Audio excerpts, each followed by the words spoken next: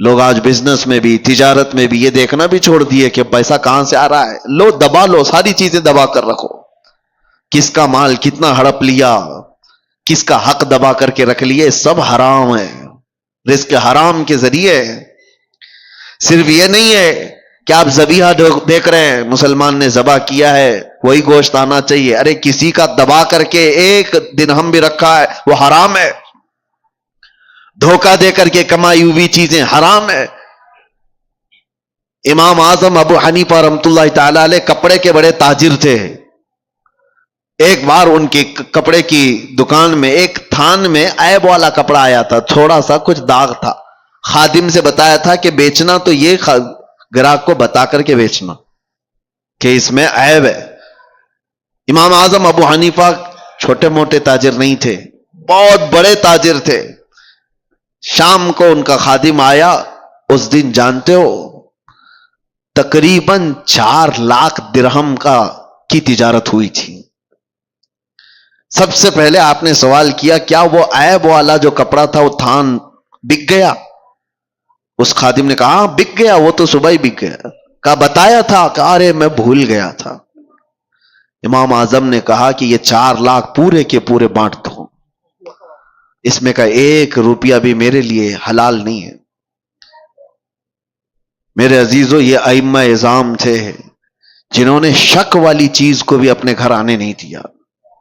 شک والی چیز بھی. میں پڑھ رہا تھا اس سے قبل ایک بات، شاید آپ کے سامنے میں نے اس کو شیئر کیا ہے، بیان کیا ہے. بغداد کے ایک بہت بڑے عالم دین تھے، بڑے بڑے علماء کو پڑھایا کرتے تھے. ان کی مجلس لگی ہوئی تھی، بچے باہر کھیل رہے تھے. بچوں کی گیند اڑ کر کے یہ علماء کی محفل میں آ کر گر گئی. سب بچے ڈر گئے. ظاہر سی بات ہے بچوں میں جو ادب اور تمیز ہوتی ہے نا، اس کا بھی بہت بڑا اثر ہوتا ہے. بڑوں کی مجلس میں جانے سے بچے ڈر گئے. بڑے بڑے علماء بیٹھے ہوئے، کون گیند لے کر کے آئے گا؟ ایک بچہ اس میں کہتا ہے کہ میں لے کر کے آ جاتا ہوں.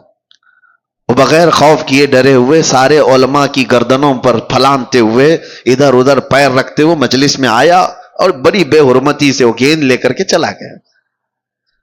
وہ جو علماء کی مجلس تھی وہ چھوٹے عام لوگ نہیں تھے، وہ اولیاء وقت تھے.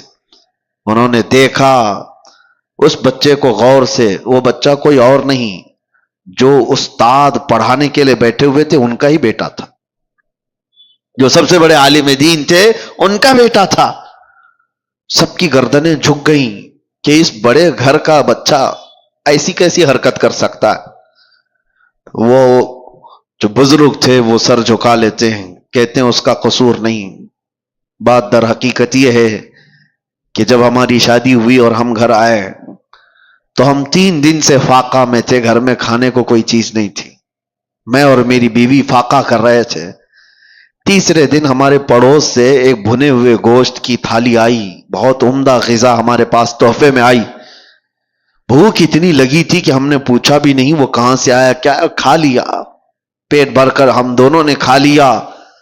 اور اس کے بعد پھر ہم نے ملاقات کی. اس رات اس کا حمل ٹھہرا اور اسی سے یہ بچہ پیدا ہوا. اور وہ بزرگ کہتے ہیں مجھے یہ لگتا ہے کہ وہ مشکوک کھانا تھا، یہ بھی نہیں پکا کہ حرام تھا. شک تھا، پتہ نہیں حلال ہے بھی کہ نہیں. میں نے پوچھا نہیں تھا، کھا لیا. اور مجھے لگتا ہے اس کھانے کا، اس رزق کا اثر ہے کہ بچہ میرا بے ادب پیدا ہوا ہے. نسلوں پر بھی اس کا فرق پڑتا ہے. وہ اولاد جو آج بہن اور ماں میں فرق نہیں محسوس کر پا رہی ہے تو آپ سوچو کہ کہیں یہ حلال ہے کہ نہیں ہے. یہ بچے حلال طریقے سے پیدا ہوئے ہیں کہ نہیں پیدا ہوئے. جو حلال نسل ہوتی ہے اس کے اندر ادب و تمیز لحاظ ہوا کرتا ہے. بچوں کو پہلے ایسی پرکھا جاتا تھا.